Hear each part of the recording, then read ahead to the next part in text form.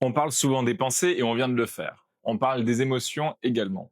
Mais il y a un troisième acteur qui, lui, pour le coup, est souvent oublié et pourtant il est fondamental. Et c'est le corps. Non, ton corps n'est pas juste une enveloppe. Non, ce n'est pas juste un outil pour agir. C'est bien plus que ça. C'est un capteur, un baromètre et même un déclencheur.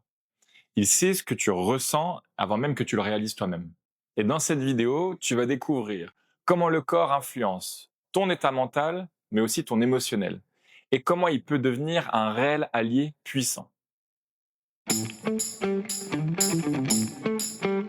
Tous les jours, on est régi par le triangle neuro-biochimique. Il est composé des pensées, des émotions et du corps. Ces trois éléments fonctionnent de manière interconnectée. Quand l'un bouge, ce sont les deux autres qui suivent. Exemple classique.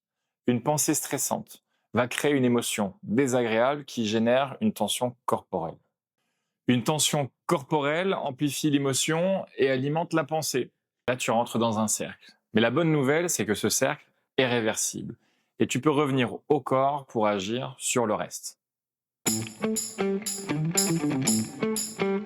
Le corps, très souvent, parle avant même la pensée, avant même que tu saches ce que tu ressens.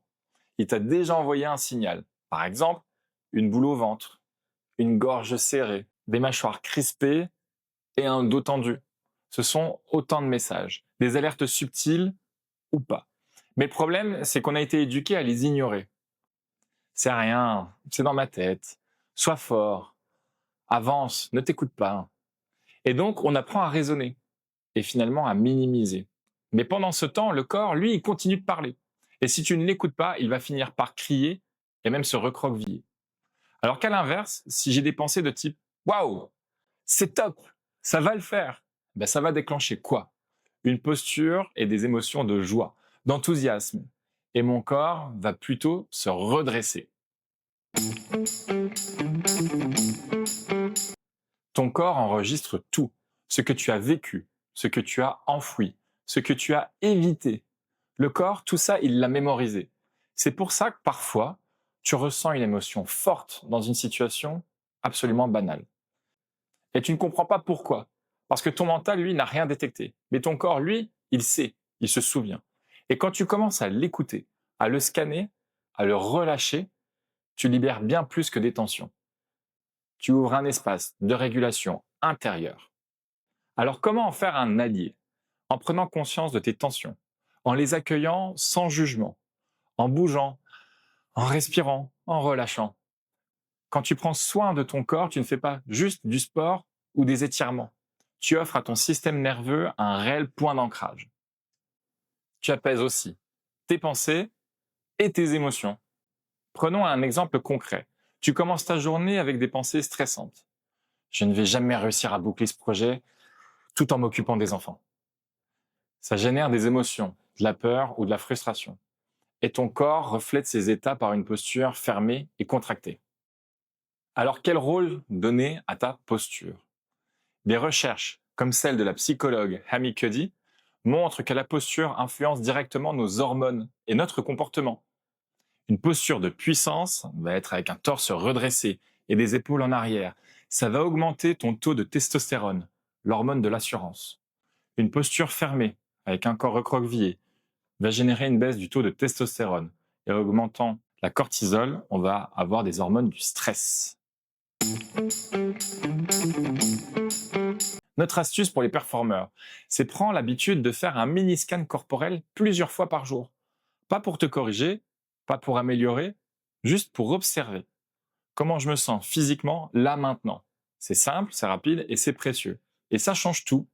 Avant une réunion ou un moment clé avec tes enfants, prends simplement 2 minutes pour adopter une posture de puissance. Redresse ton torse, les épaules en arrière, ça te reconcentre et ça te booste en confiance. Allons plus loin maintenant avec les exercices, et notamment celui du scan corporel et de la cartographie des tensions. L'objectif ici est de reprendre contact avec tes signaux corporels. Voici les étapes. 1. Applique la méthode de Jacobson, fournie en annexe. En 2. Fais-le avant une journée chargée, après une dispute ou avant une présentation importante. Puis accède à l'exercice 2. le programme des ancrages corporels. L'objectif ici est d'accéder au calme ou à la détermination.